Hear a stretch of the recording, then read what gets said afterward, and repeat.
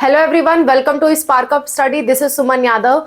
आज हम डिस्कस करने वाले हैं सीयूटी यूजी बायोलॉजी से रिलेटेड पार्ट 2, जिसमें मैं आपको प्रीवियस ईयर क्वेश्चन कराऊंगी हिंदी मीडियम में भी और इंग्लिश मीडियम में भी।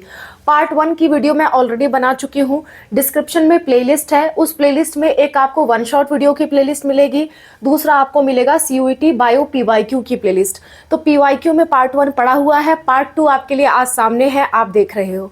इसी तरह से वो प्लेलिस्ट सेव कर लीजिए। टोटल ऐसे 10 पार्ट मैं आपको कराऊंगी, जिसमें 10 गुणे 10 यानी कि 100 क्वेश्चन मैं आपको सॉल्व कराने वाली हूँ, और इसमें आपका पूरा का पूरा बायो का सिलेबस कवर होने वाला है। और वन शॉट वीडियो में भी मैं आपको जो पूरा का पूरा कराऊंगी चैप्टर्स, 13 टोटल चैप्टर है 12th में, और वही चैप्टर आएंगे और 100% क्लैरिटी के साथ आपका सारा बायो तैयार हो जाएगा।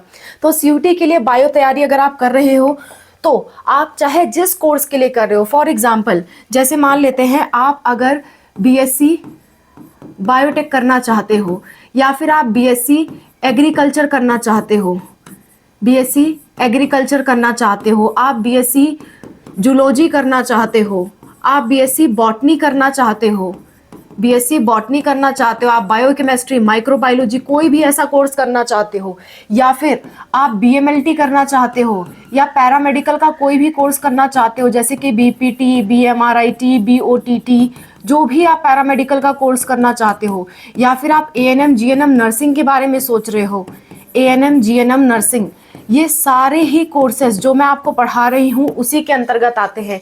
इनफैक्ट जो सीयूटी से बीवीएससी का कोर्स होता है, बीवीएससी का जो कोर्स होता है, इसमें भी इन सारे में आपका बायोलॉजी कंपलसरी है। और बायोलॉजी जो है वो क्लास 12th का आपसे पूछा जाता है, तो आपको प्रीवियस ईयर क्वेश्चन और बहुत ज़्यादा क्वेश्चन प्रैक्टिस करना ज़रूरी है। तो मैं जितनी आपको क्वेश्चन प्रैक्टिस करा रही हूँ, ये मोर देन सफिशिएंट है आपका सारा कॉन्सेप्ट रिवाइज करने के लिए। तो देर ना करते हुए स्टार्ट करते हैं। ये सारे बच्चे बायोलॉजी के पेपर के लिए जो मैं सिलेबस तैयार करा रही हूँ वो ज़रूर तैयार करें। तो देखिए, पहला क्वेश्चन आपकी स्क्रीन पे है। आपको क्या करना है, स्क्रीन पे जब क्वेश्चन आपको दिखे तो वीडियो को स्टॉप करके पहले आपको खुद सॉल्व करना है, और मुझे लास्ट में कमेंट में बताना है कि आपके कितने क्वेश्चन सॉल्व हुए, ताकि मैं आपका इंप्रूवमेंट चेक कर सकूं। और ये भी बताना कि आप किस कोर्स के लिए प्रिपरेशन कर रहे हो, सीयूटी की, और हिंदी मीडियम में कर रहे हो या इंग्लिश मीडियम में। मेरे एक्सप्लेनेशन में कोई आपको कमी नजर आती है तो भी आप बताइएगा। आपका सब सजेशन हमें एक्सेप्टेड है, हम उसमें सुधार करेंगे अगर करने लायक होगा तो। ओके, चलिए देखिए। Double fertilization is found in, द्विनिषेचन या दोहरा निषेचन किसमें पाया जाता है। 2025 का क्वेश्चन है सीयूटी का। बता दीजिए कि दोहरा निषेचन किसमें पाया जाता है। वीडियो को पॉज करिए, आंसर दीजिए, अपने मन में आंसर सोचिए, उसके बाद वीडियो प्ले करके देखिए। ठीक है, चलो मैं आपको एक्सप्लेन करती हूँ।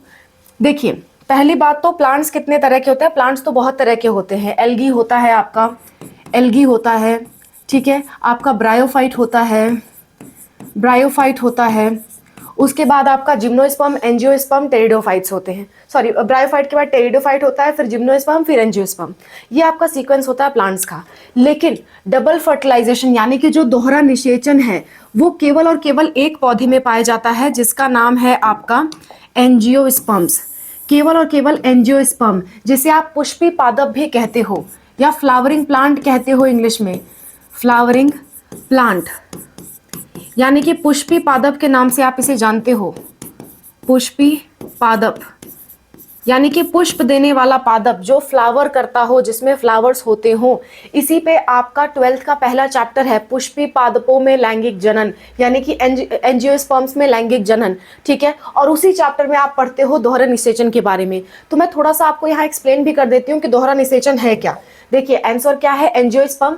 दोहरा निषेचन क्या होता है कि देखिए, ये फीमेल फ्लावर का या फिर फीमेल पार्ट ऑफ फ्लावर का, पार्ट ऑफ फ्लावर यानी पुष्प का जो फीमेल भाग होता है, पुष्प का जो मादा वाला भाग होता है, वो कुछ इस तरह से नजर आता है आपको, जिसे आप स्त्री केसर कहते हो। ठीक है, यहाँ पे आपका ओव्यूल होता है। मैंने फर्स्ट पार्ट में आपको ये चीज समझाया था।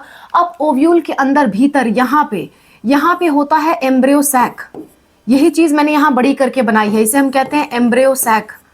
साथ साथ में कॉन्सेप्ट समझते चलो। मेरा सिर्फ क्वेश्चन करा के भाग जाने का मतलब नहीं है, क्योंकि सेम क्वेश्चन तो रिपीट नहीं होते हैं, लेकिन मिलते जुलते क्वेश्चन जरूर रिपीट होते हैं। तो पीवाईक्यू सॉल्व करने का यही मतलब होता है कि आप जब पीवाईक्यू सॉल्व करो तो उससे रिलेटेड पूरा कॉन्सेप्ट अपने दिमाग में डाल लो।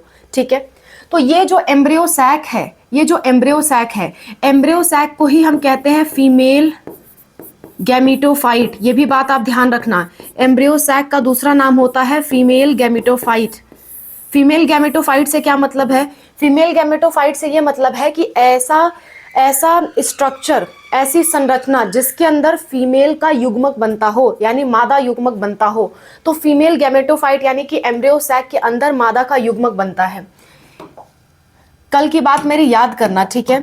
यहां पे मैंने बताया था कि यहां पे होते हैं आपके सिनर्जिड, और उसके पास ऐसे उंगली नुमा संरचना होती है, याद है? वो किसको बुलाता है? कमेंट में लिख के जरूर बताना कि मैंने कल आपको बताया था कि सिनर्जिड्स जो होते हैं, सिनर्जिड्स, इनके पास फिलीफॉर्म अपरेटस होता है, फिलीफॉर्म अपरेटस होता है, ठीक है। तो ये किसको बुलाते हैं? किसको अपने पास बुलाते हैं? आओ इधर आ जाओ, किसको बुलाते हैं? कमेंट में जरूर बताना। मैंने कल के पार्ट में आपको सॉल्व कराया था। मैं भी तो देखो कितने लोग हमारा सारा पार्ट देख रहे हैं, ठीक है। अब इसके यहां बीच में होती है अंड कोशिका, यानी कि एग सेल, एग सेल, ठीक है। इसके बाद यहां पे दो न्यूक्लियस यानी कि दो केंद्रक होते हैं, जिसे हम कहते हैं पोलर न्यूक्लियाई, पोलर न्यूक्लियाई, ठीक है। इसके बाद ऊपर की तरफ 3 कोशिकाएं होती हैं, जिसे हम कहते हैं एंटीपोडल्स, एंटीपोडल्स। तो होता क्या है, दोहरे निषेचन में क्या होता है कि नर युग्मक आया, ठीक है, नर युग्मक आया तो एक नर युग्मक क्या करता है, एग सेल से निषेचन करता है, यानी मादा और नर का मिलना ही निषेचन कहलाता है।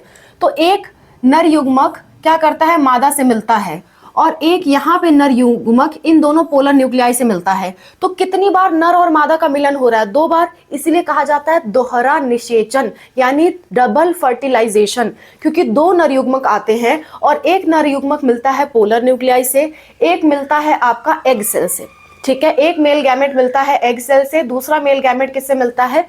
पोलर न्यूक्लियाई से। क्योंकि 2 मेल गैमेट 2 बार फीमेल से मिल रहे हैं, इसीलिए इस तरह के फर्टिलाइजेशन को हम कहते हैं डबल फर्टिलाइजेशन। और ये एंजियोस्पर्म के अलावा किसी में नहीं होता, ह्यूमन में नहीं होता, कुत्ते बिल्ली भैंस भेड़ बकरी जो भी आपको याद आता है जानवरों का नाम, किसी जानवर में नहीं होता, केवल पुष्पी पादपों में होता है, पेड़ पौधों में होता है, और वो भी उन पेड़ पौधों में जिसमें फूल होते हैं। बात क्लियर है? तो मैंने आपको डबल फर्टिलाइजेशन भी डिटेल में समझा दिया, और ये किसमें होता है? एंजियोस्पर्म में। यही हमारा सवाल था, ठीक है। तो क्यों ना हम उसको रिवाइज करते चले, मैं रिवाइज करवा दिया आपको। आगे बढ़ते हैं।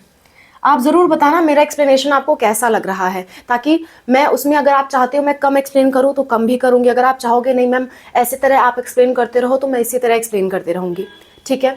चलो दूसरा क्वेश्चन बता दो, विच हार्मोन मेंटेन्स प्रेगनेंसी? कौन सा हार्मोन होता है जो प्रेगनेंसी को यानी गर्भावस्था को बनाए रखने का काम करता है? बता दीजिए। सबका हम पढ़ेंगे, सबका कौन से हार्मोन का क्या काम है। और कल मैंने एक हार्मोन बताया था LH, luteinising hormone, luteinising hormone. Comment में बताना उसका क्या काम था, ल्यूटेनाइजिंग हार्मोन का क्या काम था, ये भी कमेंट में बताना। ये इसके लिए आप कमेंट करना, मैंने कल आपको समझाया था ल्यूटेनाइजिंग हार्मोन का क्या काम है, ठीक है, ठीक है। देखिए आपने सॉल्व कर लिया होगा, आई थिंक मैं बोलते रहती हूँ, आप बीच बीच में सॉल्व कर लीजिए, क्योंकि बायो के क्वेश्चन है, इतना कोई टफ क्वेश्चन नहीं है कि कैलकुलेशन करना पड़ेगा, है ना। चलो देखो बात करते हैं। एस्ट्रोजन, एस्ट्रोजन क्या करता है? देखिए कोई भी अगर लड़की है, कोई भी फीमेल है, तो उसके अंदर फीमेल के कैरेक्टर हो रहे हैं। जैसे आप मेरी आवाज़ सुन रहे हो तो आपको मालूम चल रहा है कि एक लड़की बोल रही है, आप लड़के की आवाज़ सुनोगे तो आपको मालूम चल रहा है एक लड़का बोल रहा है। आप लड़के का चेहरा देखोगे तो उसके चेहरे पे दाढ़ी मूछें होती हैं, एक समय के बाद 13-14 साल पार करने के बाद उसके चेहरे पे दाढ़ी मूछें आ जाती है, उसकी मसल्स बढ़ने लगती हैं, उसके अंदर स्पर्म बनने लगता है, लेकिन स्पर्म आपको दिखता नहीं है, लेकिन आपको मसल्स तो दिख रही हैं, आपको आवाज़ का भारीपना तो पता चल रहा है, और आपको दाढ़ी मूछें दिख रही हैं। यानी जो मेल के अंदर परिवर्तन आ रहा है, वो परिवर्तन किसी ना किसी हार्मोन की वजह से आ रहा होगा, है ना। मेल को मेल बनाने वाला हार्मोन कौन सा है? वो हार्मोन है आपका टेस्टोस्टेरोन, टेस्टोस्टेरोन। वो क्या करता है? मेल को मेल जैसे कैरेक्टर देता है, पुरुष को पुरुष जैसा लक्षण देता है। एक बच्चा अगर आप देखोगे तो दो बच्चे अगर हो, चाहे वो लड़का हो या लड़की हो, उनको आप देखोगे वो लगभग एक जैसे नजर आते हैं, एक जैसा बोलते हैं, मीठा मीठा बोलते हैं, ठीक है। किसी का मसल्स नहीं होता, किसी के ब्रेस्ट नहीं होते, किसी की दाढ़ी मूछें नहीं होती, ऐसा नहीं होता बच्चों में। लेकिन एक उम्र पार करने के बाद ये सारे लक्षण आने लगते हैं। फीमेल में ब्रेस्ट बनने लगता है, फीमेल की आवाज़ पतली होने लगती है, फीमेल के पीरियड्स स्टार्ट हो जाते हैं। मेल में क्या होता है, मेल में मसल्स बनने लगती हैं, मेल में क्या होता है, दाढ़ी मूछें आने लगती हैं, आवाज़ें भारी होने लगती हैं, ये सारा चीज़ मेल में होने लगता है। तो इस सारे लक्षणों को जो मतलब 14-15 साल के लगभग आने लगते हैं, उन सारे लक्षणों को हम कहते हैं सेकेंडरी सेक्सुअल कैरेक्टर्स। और ये सेकेंडरी सेक्सुअल कैरेक्टर किसी न किसी हार्मोन की वजह से आते हैं। तो फीमेल में ये हार्मोन होता है estrogen. Secondary sexual character in female, यानी कि महिलाओं में या लड़कियों में ये जो कैरेक्टर है, आवाज का पतलापना और ये सारी चीजें, वो एस्ट्रोजन की वजह से आती हैं। और मेल में किसकी वजह से आती है, टेस्टोस्टेरोन में, टेस्टोस्टेरोन की वजह से। Secondary sexual character in male, male में किसकी वजह से ये होता है, टेस्टोस्टेरोन की वजह से। फीमेल में किसकी वजह से होता है, एस्ट्रोजन की वजह से। दोनों चीज याद रखना, दोनों में से कभी भी सवाल बन सकते हैं। दूसरा, प्रोजेस्टेरोन का काम होता है गर्भावस्था को बनाए रखना। प्रोजेस्टेरोन का क्या काम होता है, गर्भावस्था को बनाए रखना, ठीक है। ऑक्सीटोसिन, ऑक्सीटोसिन का काम होता है बच्चा पैदा करने में मदद करना। जब बच्चा पैदा हो रहा है तो मसल ऐसे सिकुड़ती हैं, जो फीमेल होती है उसके पेट की मसल ऐसे खूब तेज से सिकुड़ती हैं ताकि बच्चा बाहर आ सके, ठीक है। तो वो सिकुड़ने का, वो कॉन्ट्रैक्ट करने का काम कौन करता है, ऑक्सीटोसिन, ठीक है। तो ये क्या करता है, डिलीवरी के टाइम फीमेल को मदद करता है। डिलीवरी को बायोलॉजी की भाषा में हम पार्चुरेशन कहते हैं, ठीक है। बच्चा पैदा करने को हम क्या कहते हैं, पार्चुरेशन कहते हैं, ठीक है। इसका सीधा सा मतलब है महिला का बच्चा पैदा करना। और इसमें कौन मदद कर रहा है, ऑक्सीटोसिन मदद कर रहा है, ठीक है। आगे बढ़ते हैं। प्रोलैक्टिन, प्रोलैक्टिन क्या करता है, प्रोलैक्टिन मदद करता है दूध बनाने में। जब बच्चा पैदा होता है तो उसको दूध की जरूरत होती है। हर बच्चा अपना माँ का दूध पीता है, तो माँ के अंदर दूध का निर्माण होता है कब, जब बच्चा पैदा होता है तब। जब तक बच्चा पैदा नहीं होता किसी भी फीमेल के अंदर दूध का निर्माण नहीं होता। तो बच्चा पैदा होने के समय दूध बन करके आए, वो किस हार्मोन की वजह से होता है, प्रोलैक्टिन की वजह से। ये मिल्क बनाने में मदद करता है, मिल्क सिक्रीशन में मदद करता है। यानी जब बच्चा पैदा हो गया तो दूध आने लगता है फीमेल को। अगर बच्चा दूध पिए तो दूध आएगा उसके मुंह में। तो ये काम कौन करता है, मिल्क सिक्रीट, सिक्रीट मतलब बाहर निकालने का काम कौन करता है, प्रोलैक्टिन करता है, ठीक है। इतनी बात आपको समझ में आ गई। तो प्रोजेस्टेरोन यहाँ का आंसर था, क्योंकि पूछ रहा था कि गर्भावस्था को कौन बनाए रखता है, तो गर्भावस्था को बनाए रखता है प्रोजेस्टेरोन। देख लो आंसर भी, गर्भावस्था को कौन बनाता है, प्रोजेस्टेरोन बनाता है। मैं आपको सारे हार्मोन्स का सारा काम बताते चल रही हूँ, ठीक है। मैंने एस्ट्रोजन बता दिया, प्रोजेस्टेरोन बता दिया, आपका टेस्टोस्टेरोन बता दिया, प्रोलैक्टिन बता दिया, एलएच बता दिया, ये सारे मैंने आपको बता दिए हैं, ठीक है। एक और होता है आपका एफएसएच। एफएसएच, एफएसएच का काम क्या होता है, एफएसएच का काम होता है ओवरी में, यानी कि अंडाशय में एग का निर्माण करना। ओवा मतलब होता है एग, एग को बनने में मदद करना, बनने में मदद करना। एक ये हार्मोन बच रहा था तो मैंने सोचा क्यों ना इसको भी बता दूं, ठीक है। तो मैंने आपको जो आप रिप्रोडक्शन में हार्मोन पढ़ते हो वो सारे के सारे हार्मोन मैंने आपके सामने रख दिए हैं, सब कुछ बता दिए हैं। तो सारे हार्मोन कहीं नोट डाउन करके रख लो, एग्जाम से पहले रिवीजन करके जरूर जाना, ठीक है। आगे बढ़ते हैं। तीसरा question, milk secretion is stimulated by, ले अभी हमने ये चीज पढ़ा, जल्दी से बता दो कौन सा इसका आंसर है। अभी अभी हमने इसे पढ़ा था।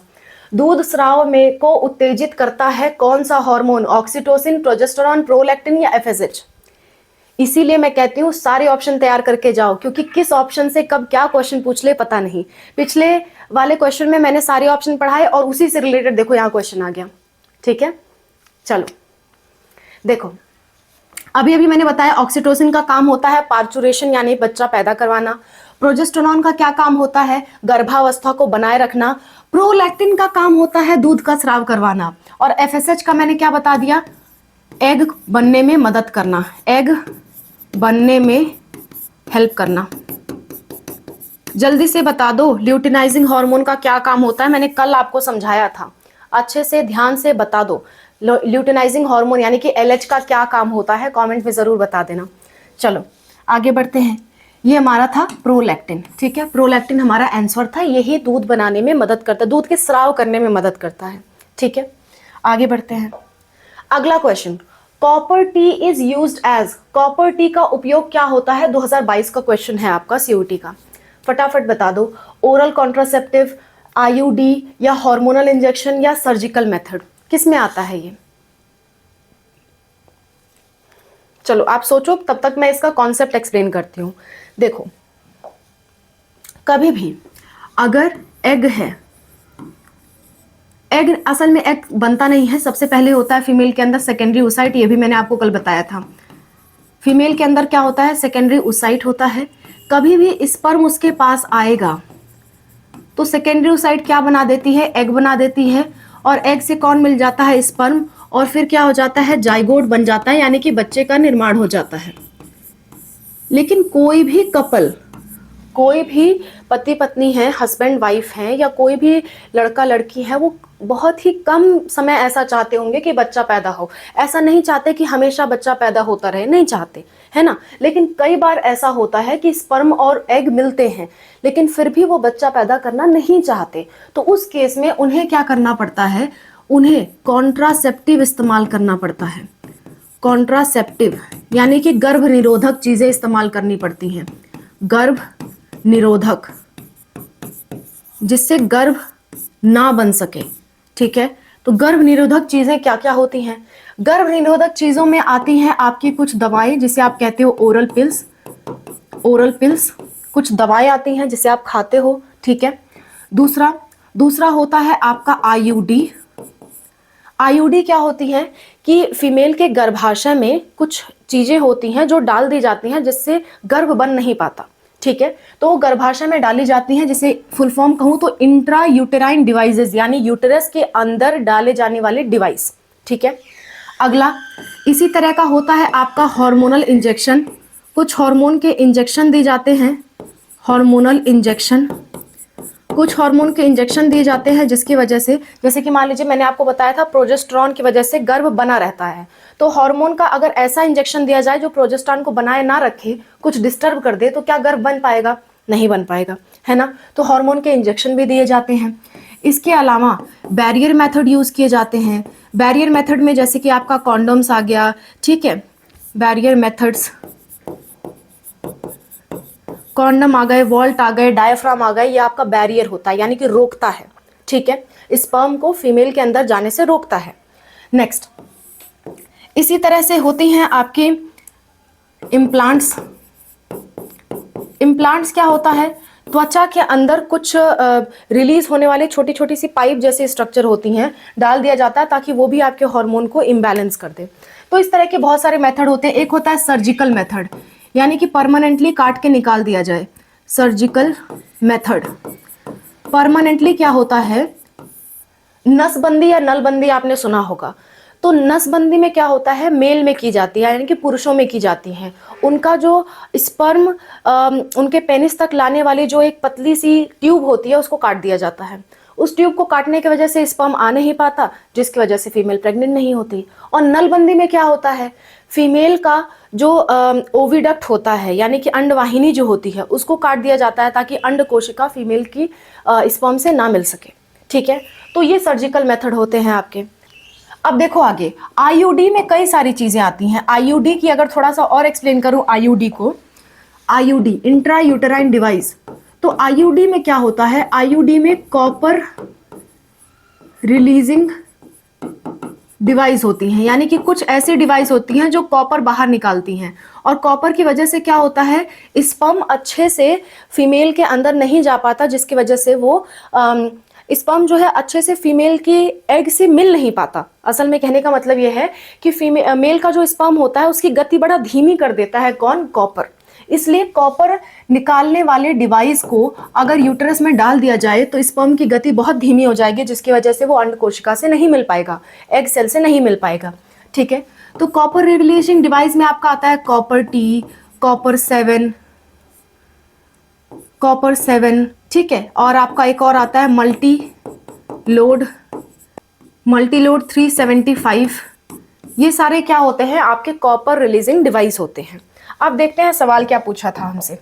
देखो, copper T is used as, copper T किसका उदाहरण है, जल्दी से बता दो। अब किसका उदाहरण है, हमने अभी भी पढ़ा आईयूडी, यानी कि इंट्रा यूटेराइन डिवाइस, अंतर्गर्भाशयी यंत्र, ठीक है, गर्भाशय के अंदर डाले जाने वाला यंत्र, जिसकी वजह से कॉपर निकलते हैं और कॉपर निकल के क्या करते हैं, स्पर्म मोटिलिटी को सप्रेस करते हैं, स्पर्म मोटिलिटी सप्रेस करते हैं। इसका हिंदी में क्या मतलब हुआ, इसका हिंदी में ये मतलब हुआ कि स्पर्म की गति को धीमा कर देते हैं, जिसकी वजह से शुक्राणु की गति को धीमा कर देते हैं, जिसकी वजह से वो अंड कोशिका से ना मिल पाए और बच्चा ना बन पाए, ठीक है। तो ये आपका है चौथे का answer B, intra uterine devices. देखो बी, इंट्रा यूटेराइन डिवाइसेस, ठीक है। आगे के क्वेश्चन की तरफ बढ़ते हैं हम। आगे का क्वेश्चन, पांचवा क्वेश्चन है phenotypic ratio of incomplete dominance. Incomplete dominance का फिनोटाइपिक अनुपात क्या है, 2025 का ये क्वेश्चन है। ध्यान से देखिए, इसको बहुत ज़्यादा मुझे एक्सप्लेन करना पड़ेगा, तो मैं शॉर्ट में एक्सप्लेन करूंगी। मैं उम्मीद करती हूँ आप थोड़ा बहुत इसके बारे में ज़रूर पढ़ के आए होंगे, ठीक है। या फिर अगर नहीं भी पढ़ा है तो मैं जितना बताऊंगी उतना कम से कम आप याद कर लेना, समय मिले तो उस चीज़ को डिटेल में पढ़ लेना, या मैं जब वन शॉट वीडियो कराऊंगी तब आप डिटेल में पढ़ लेना, ठीक है। चलो देखिए, एक होता है डोमिनेंस, ठीक है, एक होता है इनकम्प्लीट डोमिनेंस,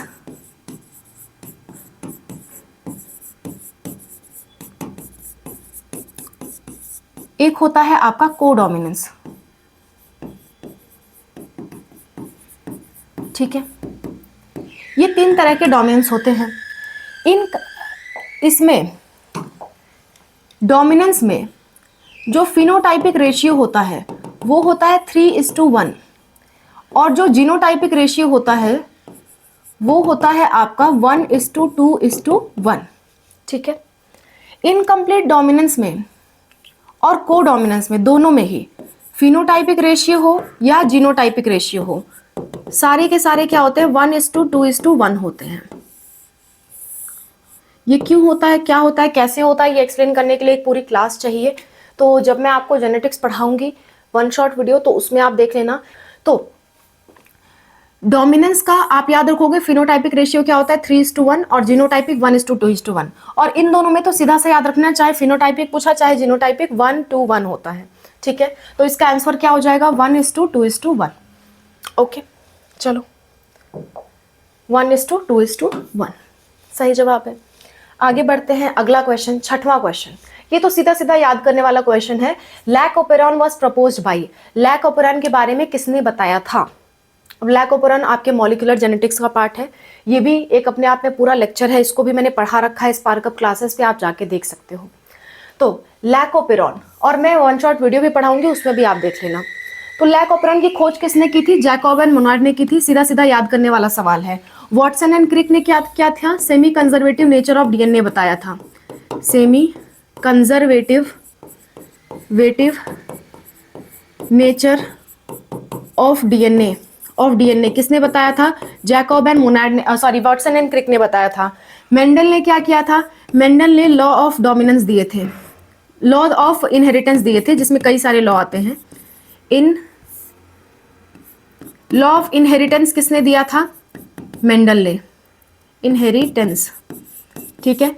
मॉर्गन ने क्या दिया था, मॉर्गन ने क्या किया था, आपका लिंकेज एंड रिकॉम्बिनेशन के बारे में बताया था, लिंकेज एंड रिकॉम्बिनेशन, और इन्होंने ड्रोसोफिला पे काम किया था। मेंडल ने किस में काम किया था, मटर पे काम किया था। तो ये सारी चीजें कई बार घुमा फिरा के पूछ ली जाती हैं, तो सारी चीजें एक साथ याद रखो, ठीक है। चलो, एक क्वेश्चन में मैं आपको कई सारे क्वेश्चन का आंसर बता देती हूँ, ठीक है। तो इस चीज को ध्यान रखा करिए। जैकब एंड मोनार्ड ने क्या किया था, लैकोपेरॉन की खोज की थी। लैकोपेरॉन की किसने खोज की थी, जैकब एंड मोनार्ड ने।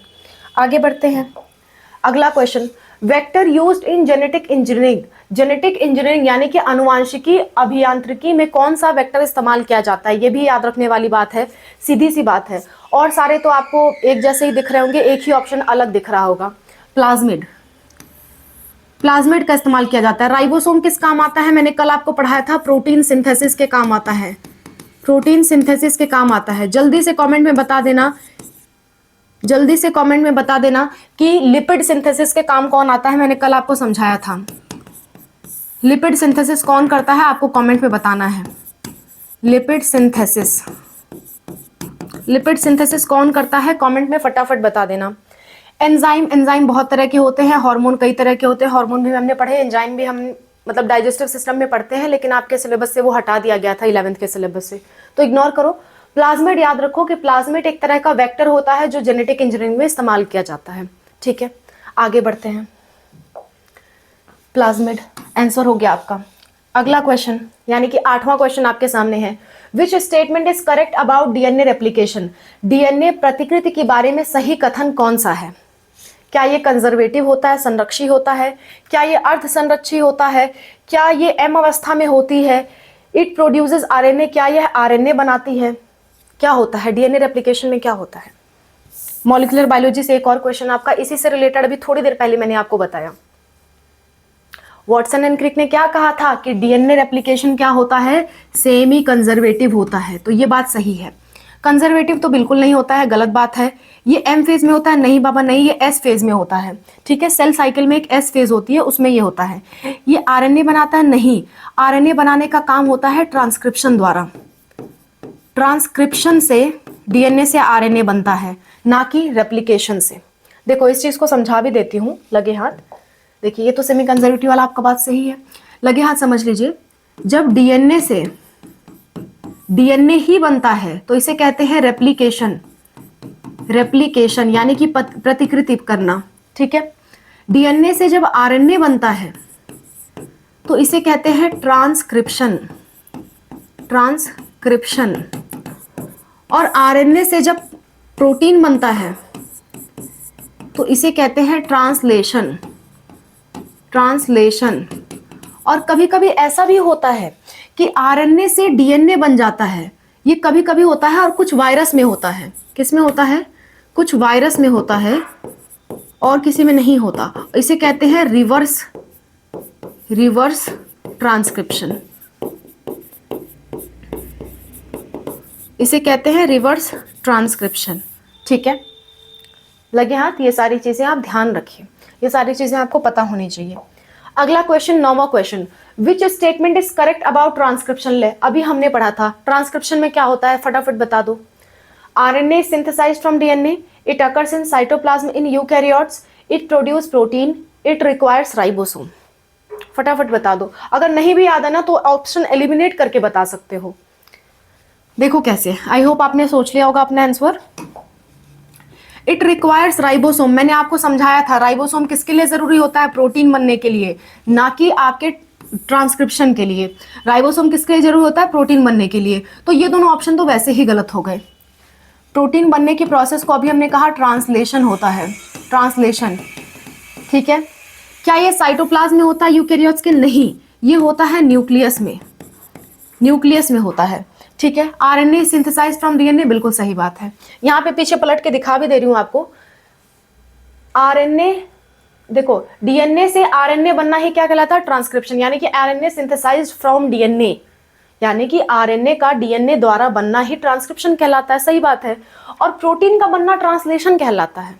ठीक है, तो यहाँ पे जो पूछा गया था आपसे, एक मिनट, यहाँ पे जो पूछा गया था वो क्या था, ट्रांसक्रिप्शन क्या होता है? तो RNA synthesised from DNA, DNA से आरएनए बनता है, क्या कहलाता है ये, ट्रांसक्रिप्शन। और अगर प्रोटीन बनता तो वो कहलाता आपका ट्रांसलेशन।